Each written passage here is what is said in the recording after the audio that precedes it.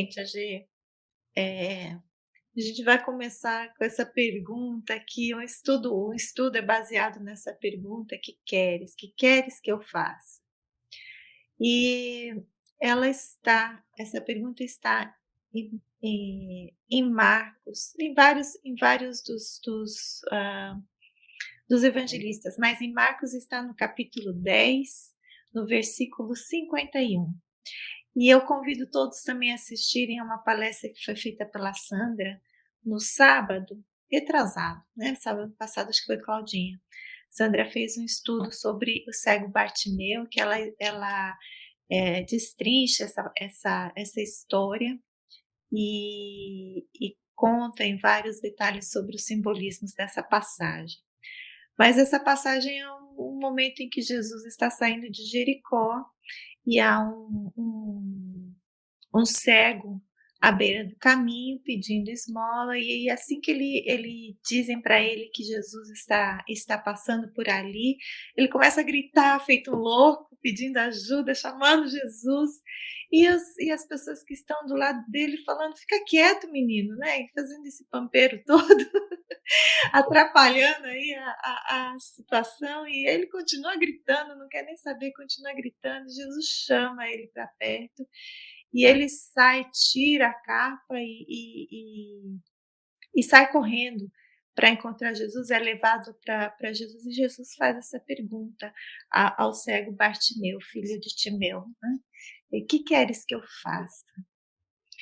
E um outro momento que a gente vai ver isso é Paulo de Tarso, no seu caminho a Damasco, quando ele ia em perseguição a Ananias, que era um seguidor de Jesus, eh, que evangelizava, que saía ensinando a boa nova, e por motivos pessoais ele vai até Damasco em perseguição, querendo destruir Ananias. Ele, chegando ali às portas de Damasco, ele tem uma visão de Jesus e ele cai da montaria, cai do camelo, e ele pergunta a Jesus: "Que queres que eu faça?". Então hoje nós vamos fazer uma viagem, né, de um estudo aqui do cego Bartimeu, e trazendo para nós, claro, sempre, quando nós estamos cegos à beira do caminho, mas prontos para fazer as mudanças necessárias, quando nós sabemos a resposta, muitas vezes nós não sabemos a resposta. Quando Jesus nos pergunta: "Que queres que eu faça?", a nossa resposta ainda cai para um lado mais enganado, mais ignorante, por não sabermos ainda, por não estarmos prontos.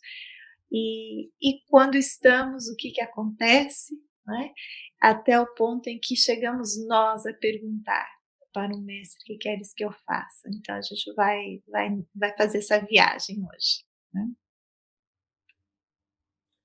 Essa história de Bartimeu é uma história que quantas vezes eu lê-la e a as reflexões são imensas, né. Você vê aí, Jesus usando de uma psicologia imensa, né. Uma pessoa visivelmente cega do corpo físico, não necessariamente do corpo espiritual.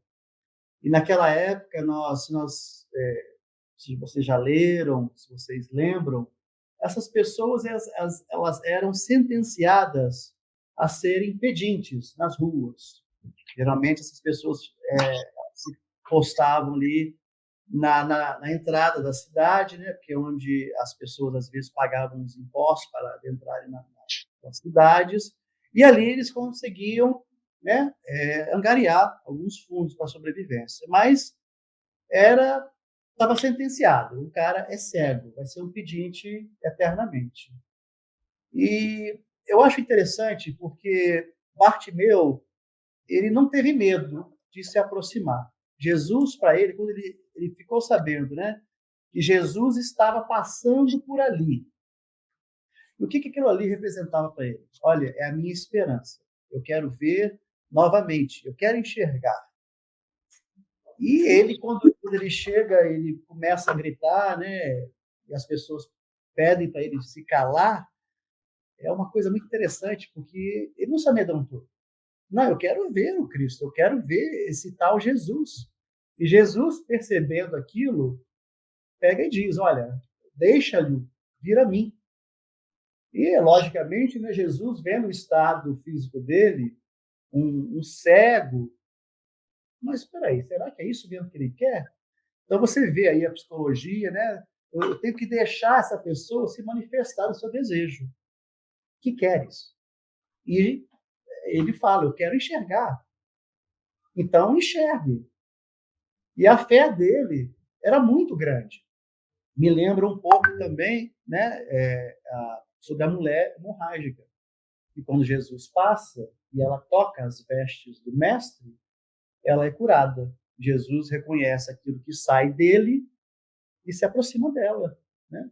Então, essa do Bartimeu, ele manifestou: olha, eu quero enxergar, eu quero ver a vida, eu quero enxergar novamente.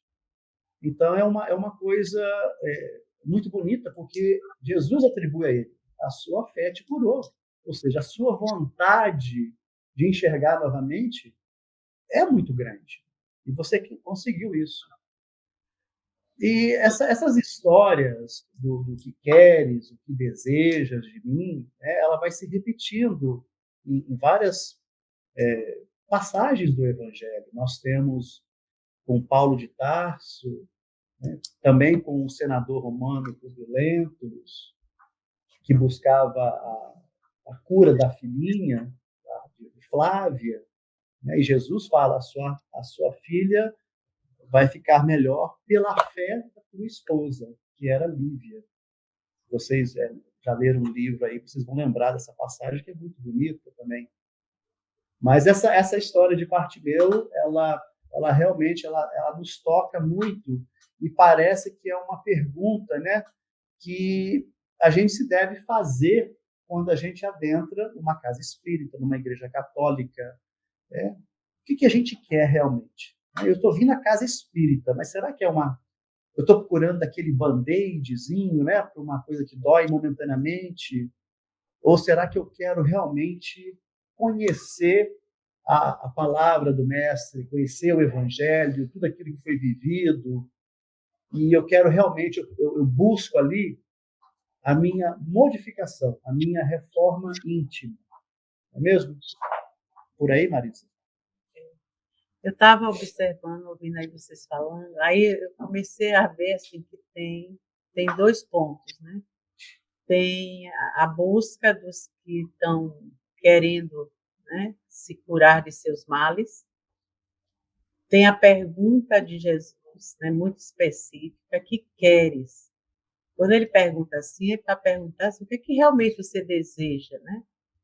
O que é que está te movendo para este momento agora?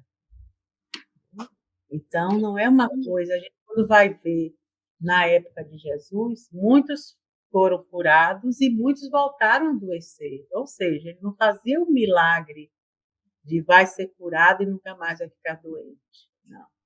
Por isso que a pergunta era muito incisiva, porque você quer mesmo se curar ou você quer um paliativo? Tanto que essas curas que chamam a atenção, como Paulo de Tarso, como a mulher hemorrágica, como o cego Bartimeu, eram pessoas que foram a ele, foram assim naquela ânsia, como quem diz assim: ei, eu já estou pronto, pode me pegar, né? Já pensou, entra no hospital aquele doente que já olha para o médico e diz assim: olha, sou eu mesmo hoje.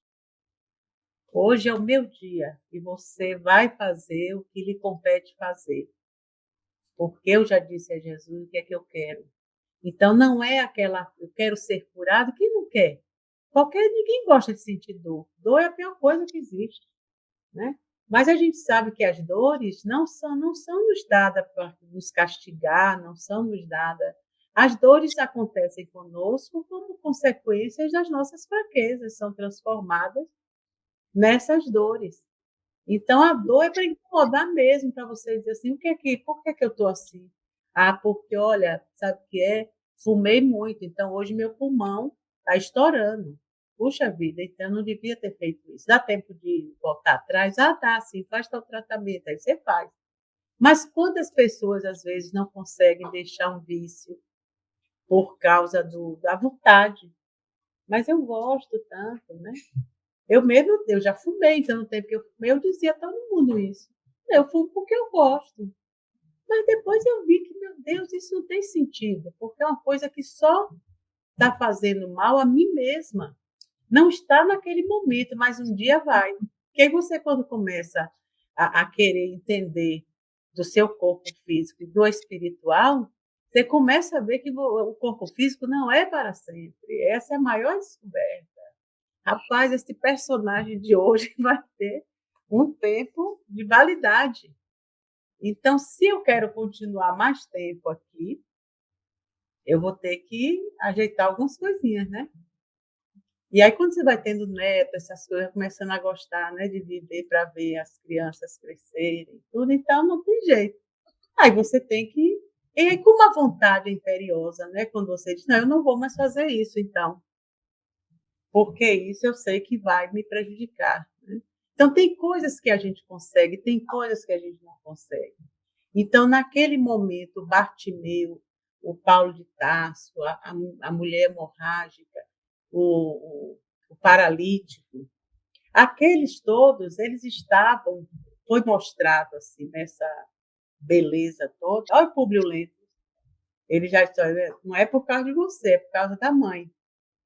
A mãe tem fé, mas não disse você não, né? Jesus era um gentleman. Mas a gente vê nas entrelinhas, né? Que Públio Lentulus ainda não estava no ponto, mas ele já estava clamando pela doença, pela saúde da filha. Ele já sabia sofrer por alguém, mas sofrer por filho é fácil, né? Jesus nos ensinou a amar a todos, né? Amar a Deus e ao próximo. Quem é o próximo? Pode ser o filho, pode ser o inimigo, pode ser qualquer pessoa.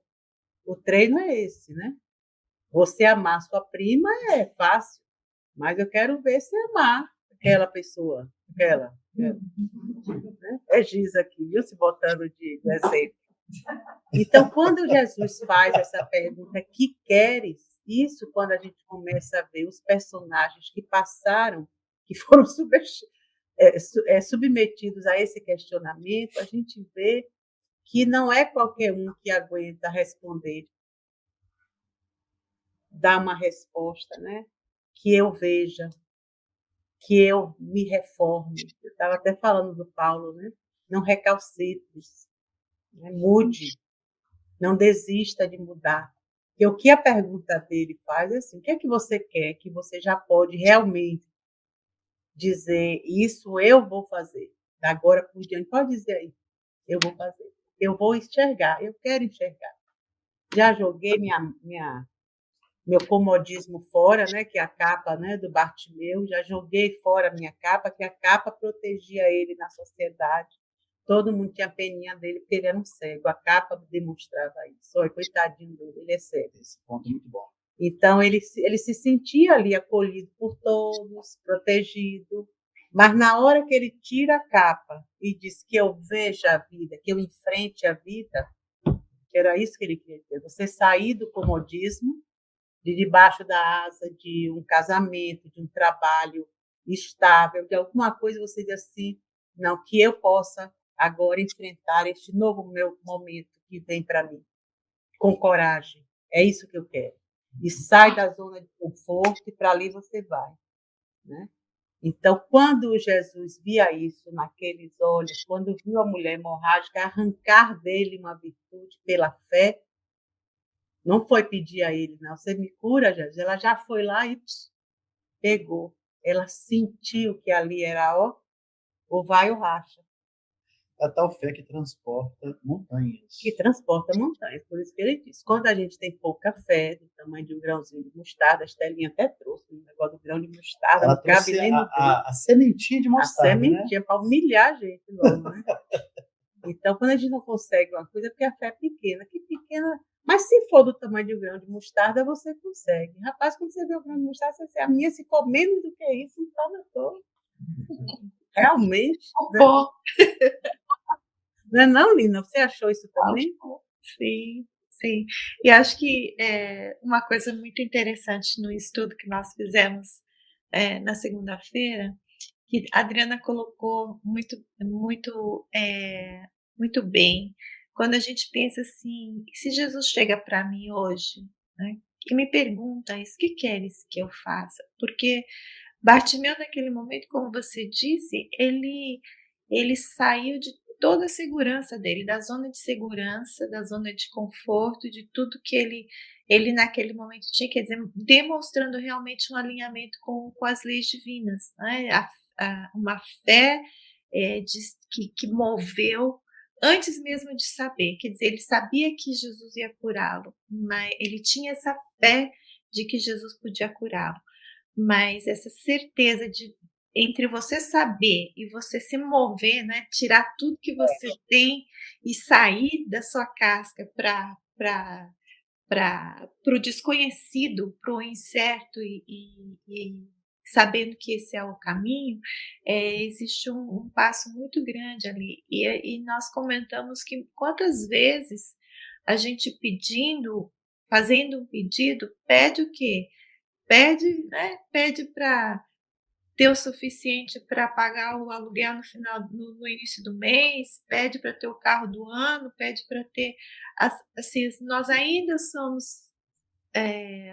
os nossos pedidos ainda são às vezes desastrosos, como diz Kardec, porque nos levam para um lado que pode nos causar mais prejuízos do que nos ajudar, né. E esse que eu veja, para quando a gente lê essa passagem, parece ser tão óbvio. Eu sou cego e alguém que pode me curar e me perguntar que eu quero, mas na verdade muitas vezes a gente nesse momento a gente fala: "Não, eu quero continuar no meu cantinho aqui, mas dá para você me dar uma casa? Você me dá o suficiente para não ter mais que pedir esmola?"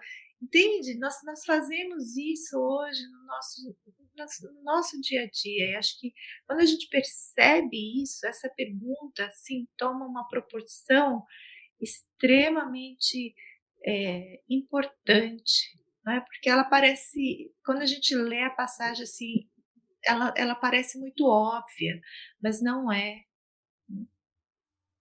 E eu acho que é Jesus falando com a gente, mas, ele trazendo para nossa consciência essa verdade, né. O que você tem pedido até agora tem realmente dado resultado na sua vida? Eu acho bom lembrar, porque o que aconteceu com o cego Bartimeu não era uma punição, e sim um método de reeducação. Ele passou por esse método de reeducação, provavelmente aprendeu a sua lição da melhor maneira possível, tanto é que foi concedido a ele enxergar novamente. Ele não se deteve ali em meio à multidão, né? Ele foi uma pessoa corajosa. Eu quero estar de frente ao mestre, eu quero fazer o meu pedido, eu vou abrir o meu coração a ele e falar realmente aquilo que eu quero, que eu gostaria que acontecesse comigo. E não, acho que não aconteceria a ele isso se ele não estivesse pronto para uma mudança. Aqui a gente pode observar que era uma pessoa que já não está mais naquela zona de conforto, ele já não apreciava, ou se ele apreciou alguma vez, o coitadismo. Ah, coitadinho, vou dar uma esmola porque ele não enxerga. Não, espera aí. Eu sou cego, eu compreendo a minha situação, tenho aprendido a minha lição, o quanto é duro você não enxergar. Mas agora chegou a minha hora. Ele está passando aqui, a oportunidade de enxergar novamente passa por mim. E ele deu o impulso que foi de ir à frente do mestre. A Joana de Ângeles, através do Divaldo, tem uma frasezinha que a Lina compartilhou com a gente, eu vou compartilhar com vocês agora, que ela significa bastante.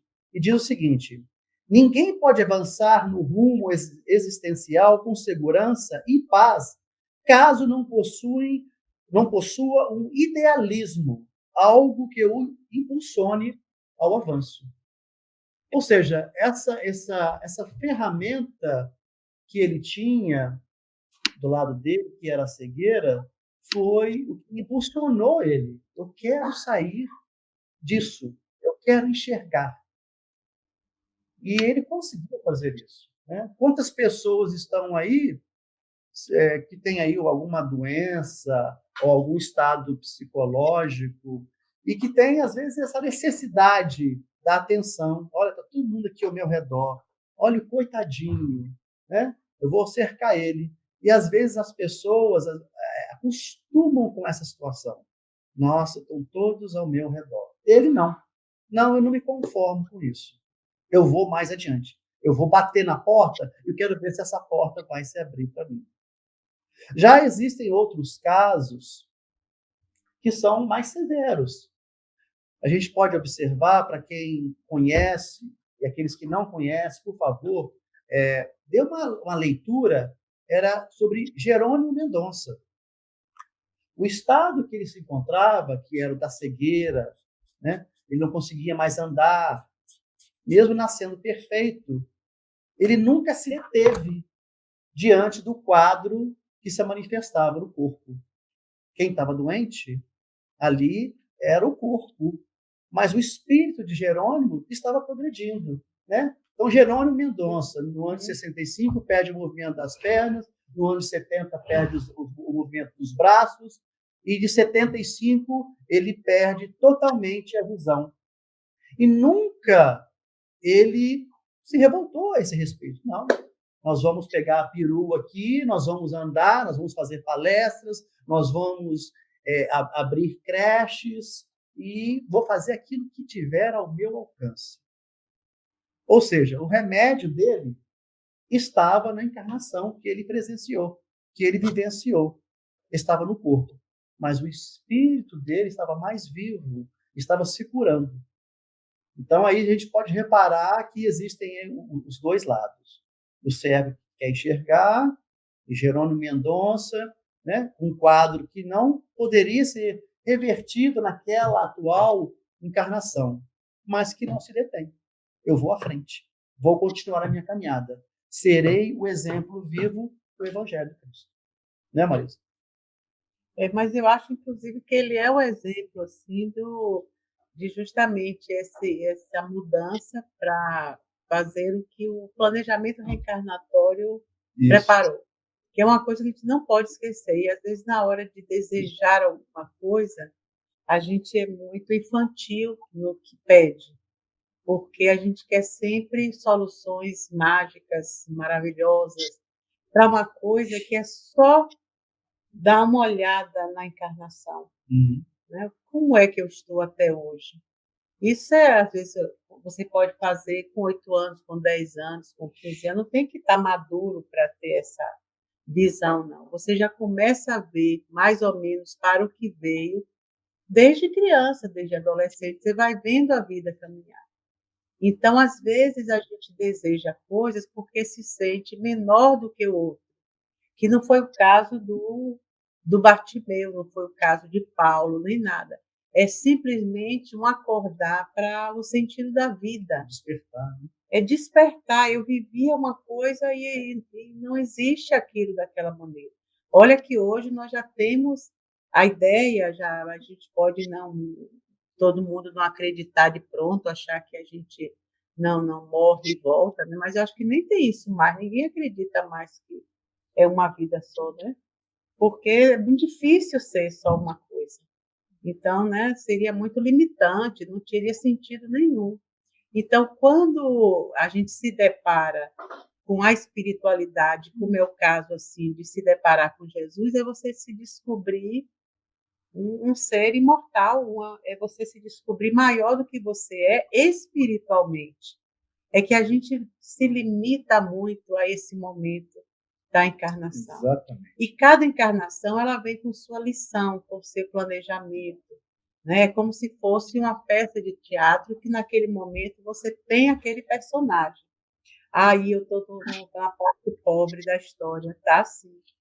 Dessa vez você vai viver na parte pobre, cavando terra para botar feijãozinho para plantar e colher. É essa a sua lição. de casa, né? É essa agora. Ah, não, mas na próxima eu vou. Então, a gente não, o espírito ele não fica galgando ter mais dinheiro ou menos dinheiro. É o teor, o propósito da encarnação. O que é que vai me fazer crescer naquele momento, esteja eu no castelo ou esteja eu na choupana.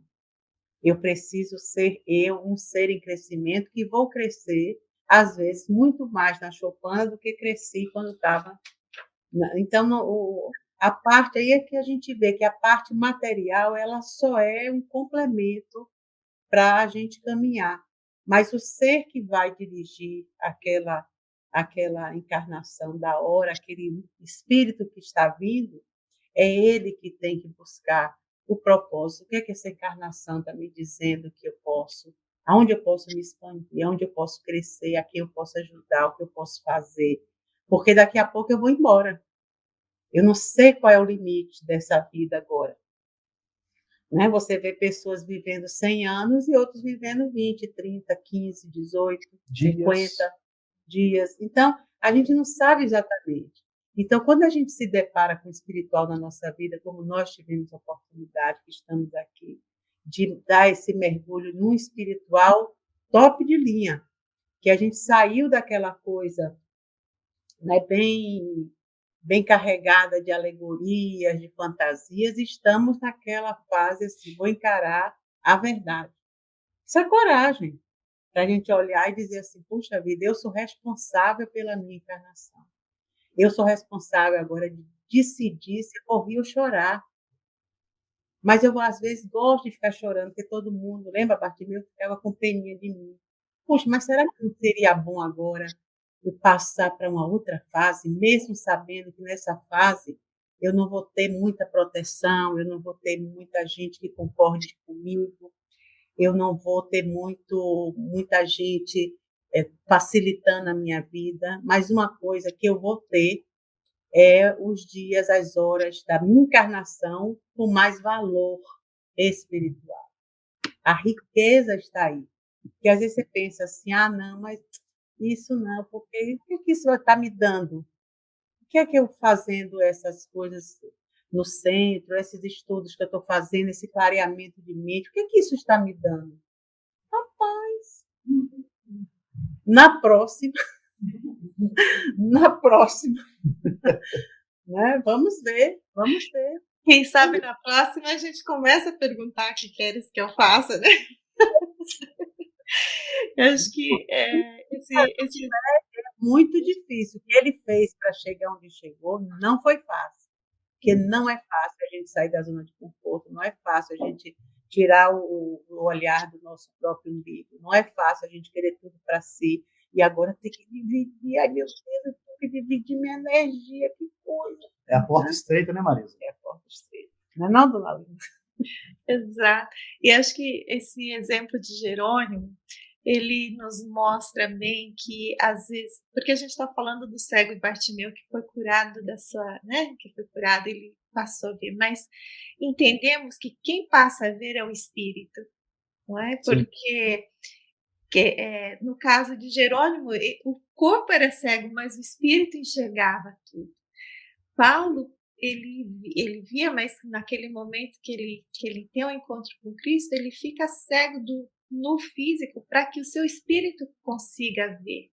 Então, isso nós às vezes entendemos que essas dificuldades, essas enfermidades que nós temos no corpo físico, elas são para liberar o espírito, elas são para curar o corpo espiritual. Então, é o espírito que quer se libertar, é o espírito que quer crescer.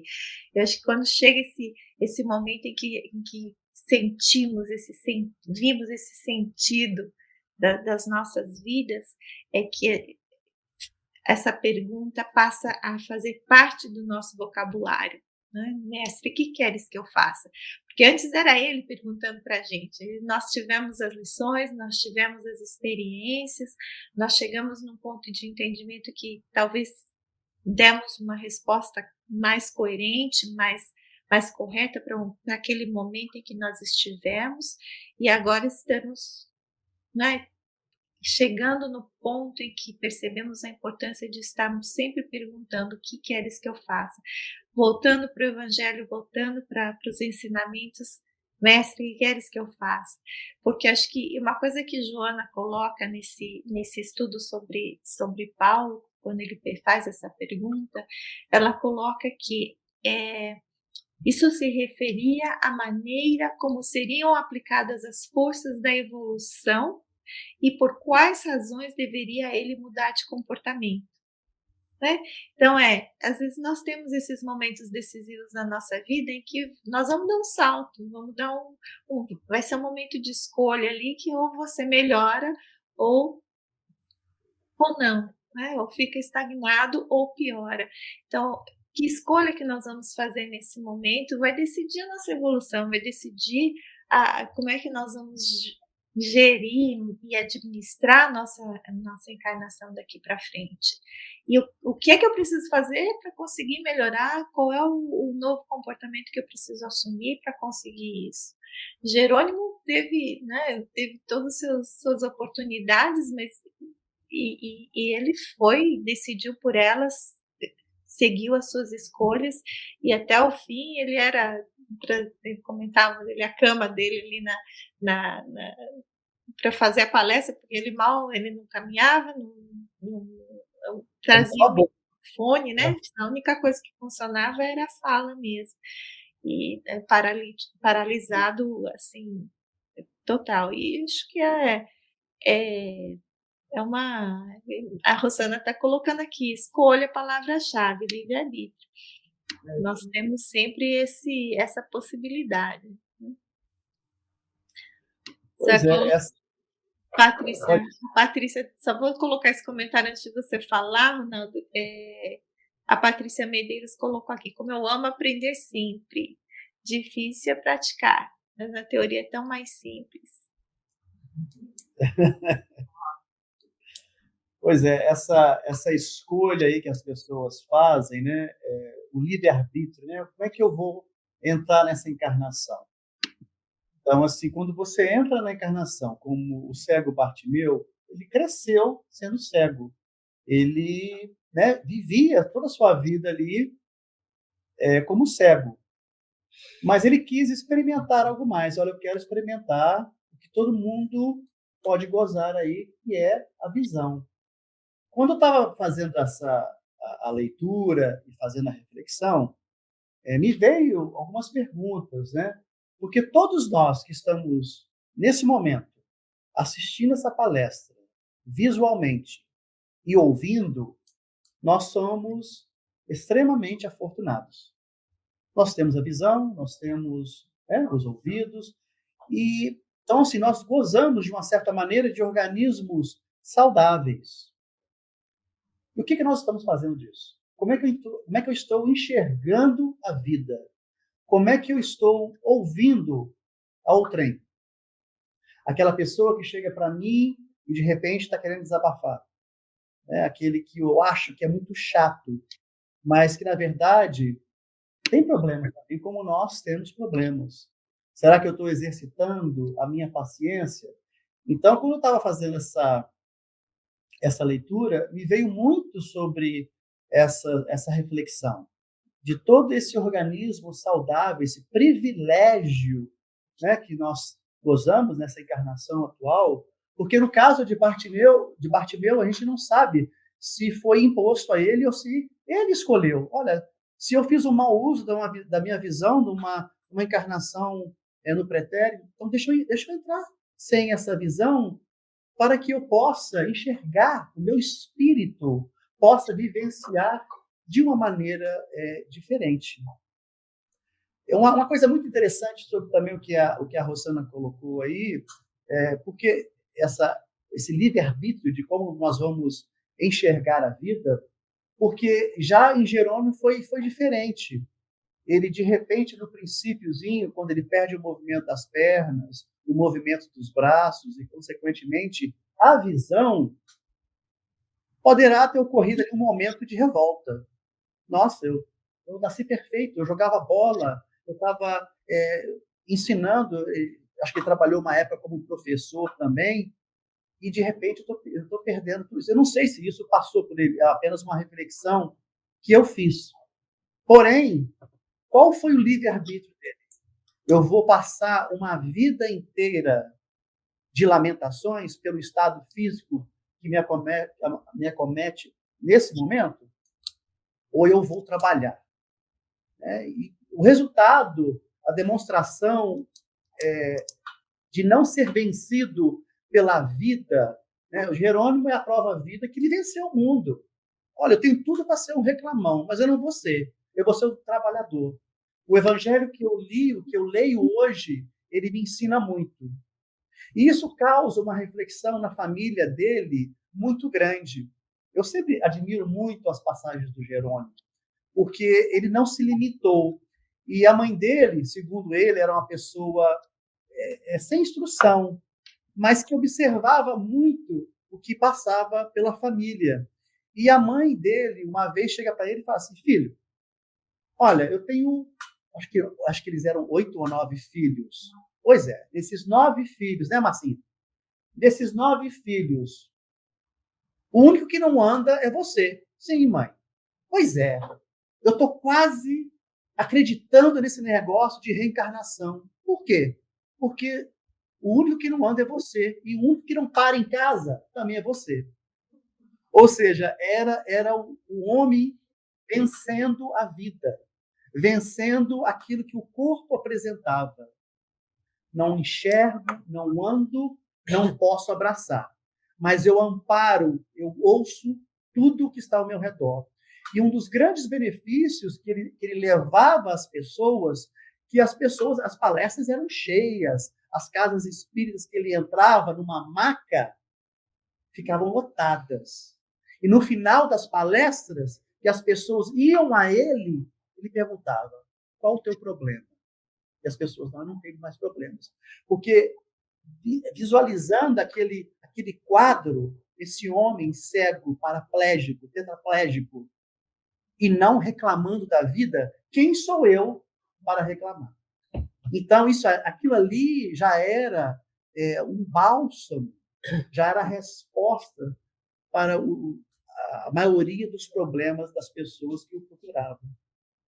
Então, isso aí, realmente, para mim, é o homem que venceu a vida, que venceu o mundo. Desculpa, não a vida, o mundo. É um homem. Porque é bom a gente saber que as experiências expiatórias, dores físicas e dores morais, fazem parte ainda da nossa experiência reencarnatória. Então, eu gosto do exemplo, né, do cego, do paralítico. Eu acho que isso mas não é. Eu acho que a maioria das pessoas não são cegas nem paralíticas fisicamente, mas são cegas e paralíticas da alma, do espírito. Então, é para todos. Só que, lógico, quando o defeito está visível, o problema é visível, é mais fácil você ver como aquela criatura que está ali deitada, presa na cama, reage ao seu próprio mal, aquela dor que ela carrega. Mas toda dor é dor. Então, toda dor ela precisa ser compreendida, entendida, para ela poder dar liberdade ao espírito de progredir.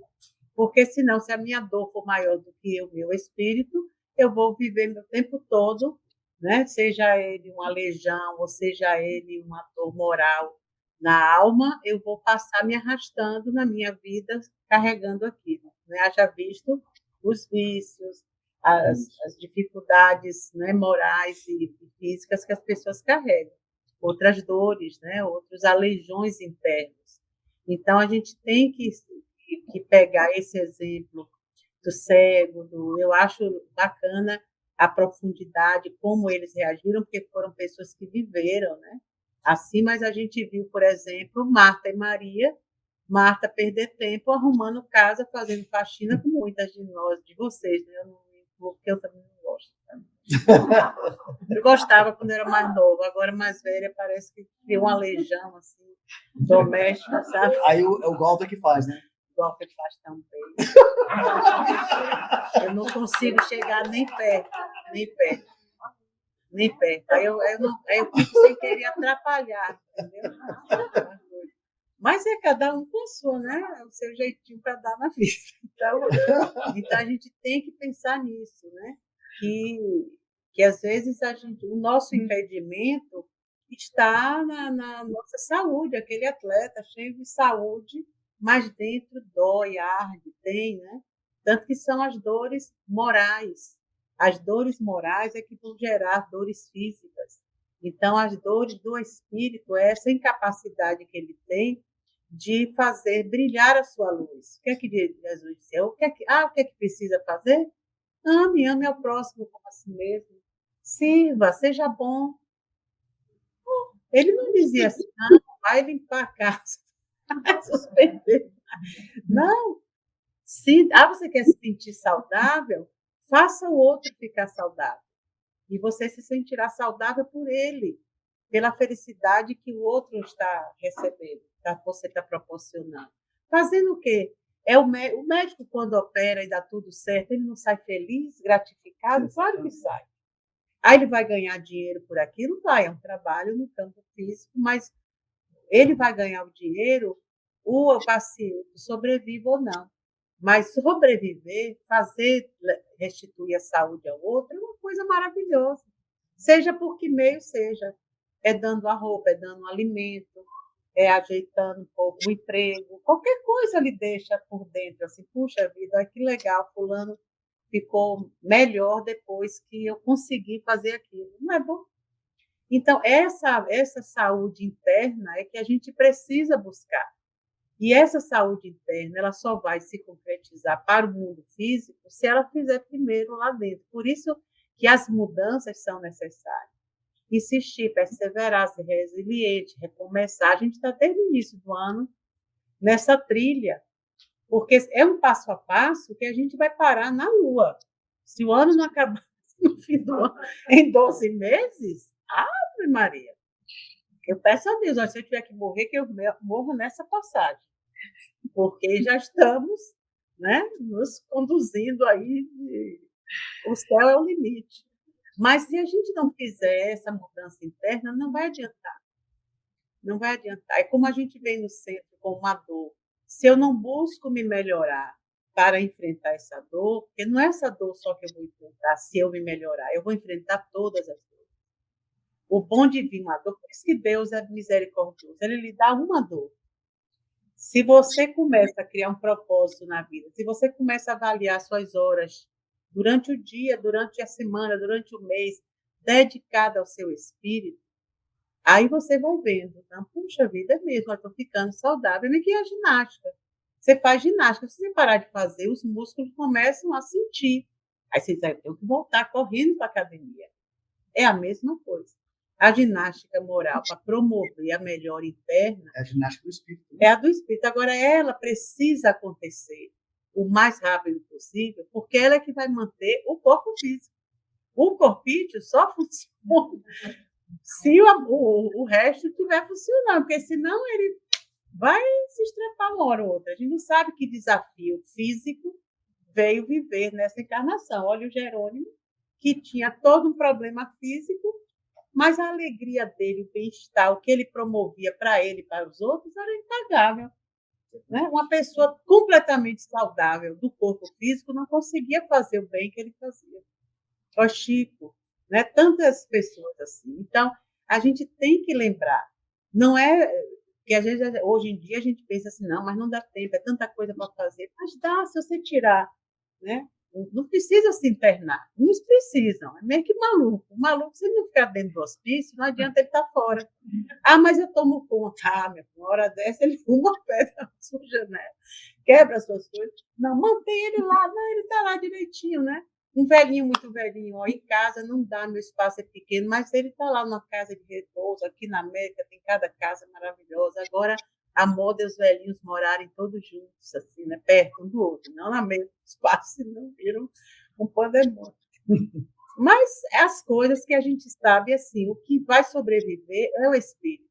Esse personagem vai ficar, como outros nossos já ficaram. Hoje a gente está todo mundo, estamos no nosso melhor momento, imagina, todos nós estamos no nosso melhor momento. E eu acho que todos que estão aqui, né, virtual e não, estão todos assim, né? Ó, Onde está o seu tesouro? é, ali estará Tá o teu teu coração. coração. E é esse interesse pessoal que vai determinar o que a gente quer realizar, o que a gente quer fazer, se vai mudar esse comportamento ou não vai, é onde eu estou colocando o meu É, coração, né.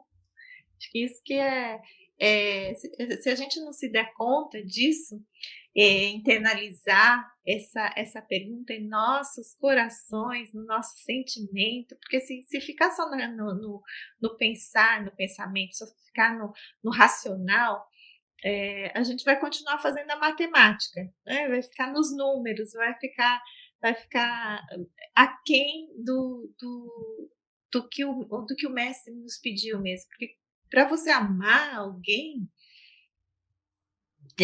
dessa forma como ele nos amou, né, que por esse amor é que conhecerão quem o seguem, quem seguem Jesus. Foi isso que ele colocou ali na última ceia.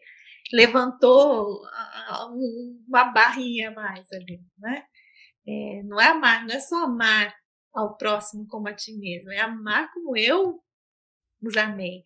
Isso já é um salto muito, muito maior do que quando ele iniciou ali, né? Mas sentir isso nos nossos corações, olhar para o meu vizinho, olhar para uma pessoa que eu não conheço, não sei quem é, olhar para uma pessoa que só pisa no meu calo e com amor, haja caminhada, haja eh, exercício nisso. E acho que isso começa eh, com a prece, né, orando por alguém com quem a gente tem uma desavença, muda o nosso jeito de olhar essa pessoa, muda o nosso jeito de pensar sobre a pessoa, e acho que a gente combinou uma coisa aqui em casa, assim, cada vez que a gente pensar que alguém fez alguma coisa errada, a gente vai falar uma coisa boa que essa pessoa fez. Muito bem. Porque é muito fácil, né, a gente se perder no na crítica, né? na crítica, no ver o que a gente não gosta, mas prestar atenção em algo que é bom. E todo mundo nesse mundo tem mãe, todo mundo tem alguém que ama, tem uma mãe que é apaixonada pelo filho, não importa quão, né, não importa o que ele seja, tanto que Chico dizia que nas penitenciárias as mães estavam ali, nos dias de visita não faltavam. É um amor assim que não se explica, não tem, é o mais próximo do incondicional que a gente tem aqui na nossa fase. Então acho que isso é entender que não importa o que você faça, o meu amor é incondicional, até a gente chegar ali, estamos nessa jornada, mas é esse "que queres que eu faça" tem que vir do coração mesmo, para a gente conseguir, sentir exatamente o que ele dizia, né, o que o mestre nos ensinava. Eu acho muito interessante o que você falou aí a respeito das mães que têm os filhos encarcerados, né? Nós tivemos a oportunidade de presenciar muito isso aí. Quando eu estive no Brasil, há uns 3 anos atrás, eu fiz uma visita a uma das APACs. As APACs, para quem não conhece, é um sistema penitenciário totalmente diferenciado. Ali, os presos, eles andam pela prisão, eles trabalham, eles produzem, e a gente vê o impacto imenso que tem na vida da pessoa, esse sistema de reeducação. E eu me lembro, eu estava lá com a minha esposa e um amigo muito querido, e nós tivemos a oportunidade de assistir o depoimento de várias dessas pessoas, né? E um desses depoimentos, eu me lembro que uma pessoa, um prisioneiro, falou: "Olha, não é apenas a meu respeito, é saber que a minha mãe chega aqui e ela vai me ver sendo tratado de uma maneira melhor. Com isso, ela se sente melhor. Porque, como a gente sabe, né, o amor de uma mãe é o amor que mais se aproxima do amor divino, né? Ele é realmente assim incondicional. A oração de uma mãe, ela não abre a porta dos céus, como diz Chico, ela arromba a porta dos céus. Então, assim, não existe uma oração de uma mãe que não vai ser pelo menos ouvida, atendida. A gente não sabe, né, se a pessoa merece ou se não, dependendo daquilo que vai ser feito, da necessidade realmente do paciente. No caso aí, a pessoa que está no sistema carcerário. É muito interessante isso, porque se você perguntar a uma mãe aonde você iria pelo seu filho, ela vai em qualquer lugar. Se o inferno, né, na Terra representa uma prisão, onde você comete um pequeno crime e vai para uma penitenciária, que ali dentro você tem 20 num quartinho, aquilo ali, para mim, você não tem como você aprender algo melhor dali. Então, assim, aquilo ali é uma figura de um verdadeiro inferno. E a mãe está ali, na porta, quando eu posso vir aqui visitar o meu filho. Né? O dia que vocês abrirem para a visitação, eu estarei aqui. Eu não desgrudo do meu filho. Então, realmente é uma coisa que é impressionante. E eu vejo isso, engraçado de uma coisa, a gente pulou para outra, né? Aí eu vejo a Lina com os 2 netinhos dela preparando a lição de hoje. As netinhas, desculpa. Às vezes eu fico pensando, nossa, mas a Lina tinha tudo para desistir do trabalho da casa espírita, né? A filha está lá com o esposo, as netinhas recém-nascidas, mas toda semana a Lina está aqui com a gente. Quer dizer, o que queres, né? Esse conhecimento do Evangelho maravilhoso que não nos detém. Eu vou continuar trabalhando. Ai, mas e se você parar de andar? A gente vai se rastejando. A gente pega uma carona e chega na casa espírita. Ou seja, realmente o Evangelho fez algo diferente dentro de mim. Ele representa uma coisa maravilhosa. Eu estou vivendo, eu estou enxergando novamente. Né? Então, eu acho muito bonito isso. Né? Eu acho que Lina é bem inteligente, ainda mais que é japonesa. Porque assim, ó, a primeira coisa que a gente sabe é que não cai do céu. Não. A gente sabe. Quando Jesus chamou Bartimeu, Paulo, que queres, eu já dizendo, qual é a sua, o que é que você me apresenta aí de mudança para eu saber se realmente você vai ou não, né?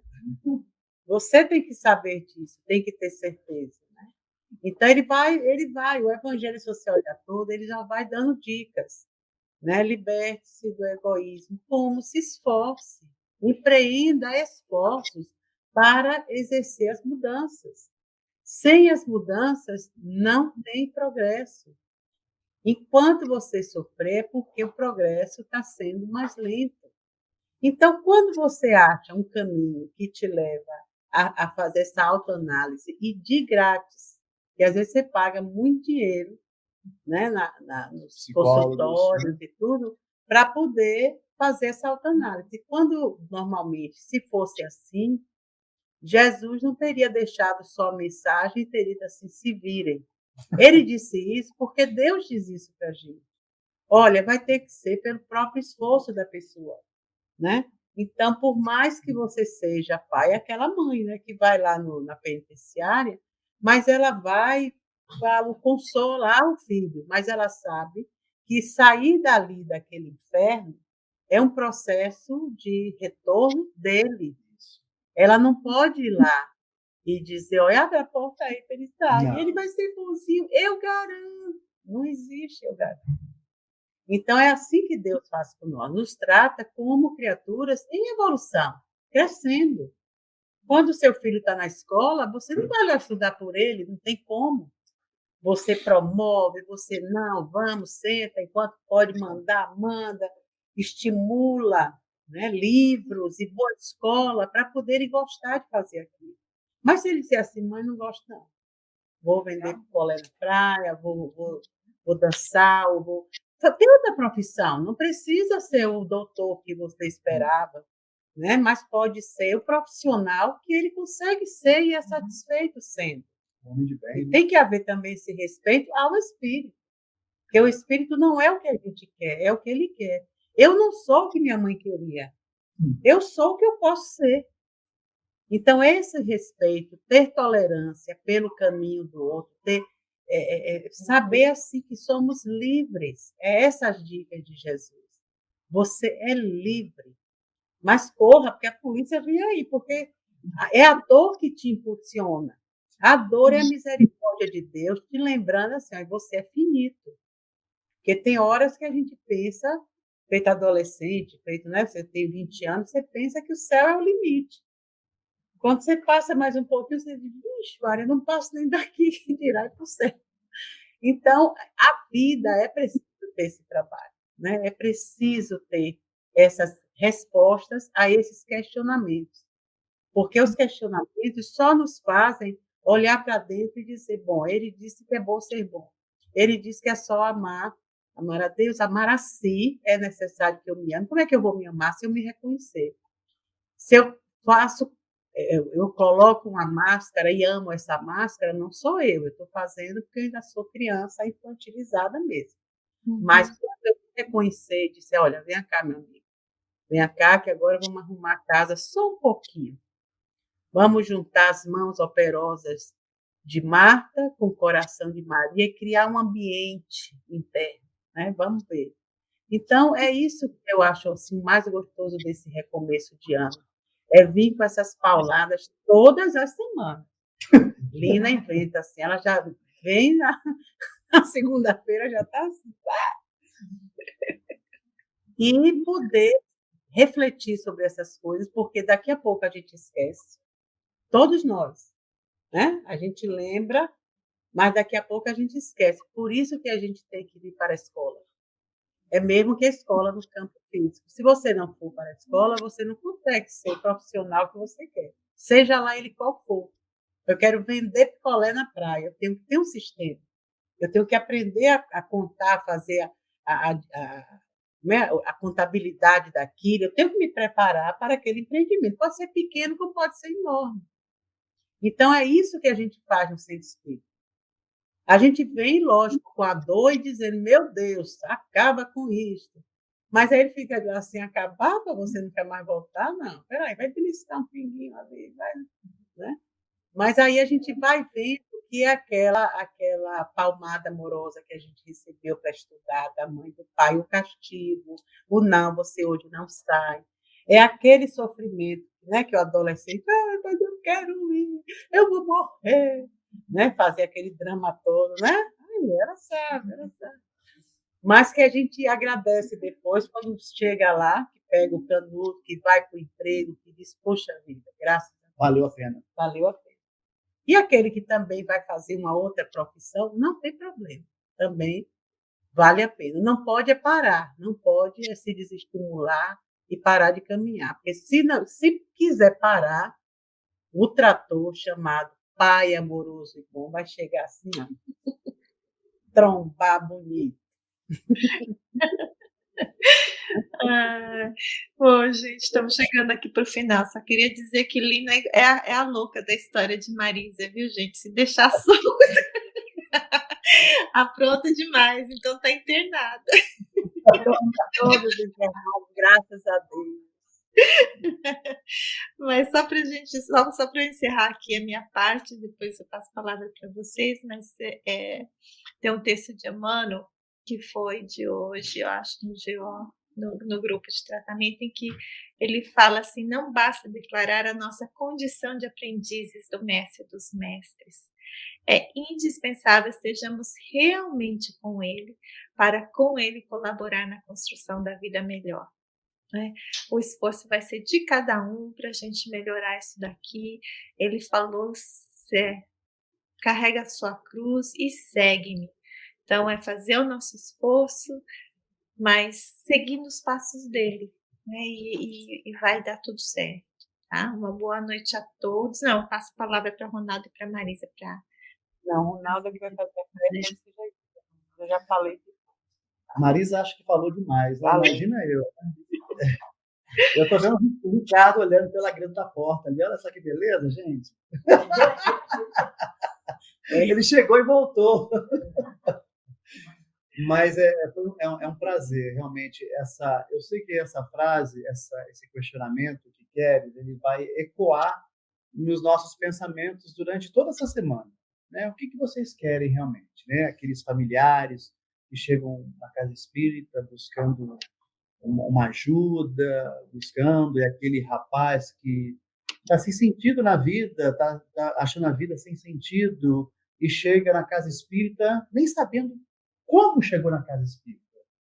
Né? Existe aquele anjo guardião que, às vezes, nos encaminha no lugar e na hora certa para nós ouvirmos a palavra que nós temos que ouvir, né? Para que dali a gente possa se reconduzir, se reeducar a nossa vida. Então, que nós possamos ter esse pensamento, esse questionamento durante toda essa semana.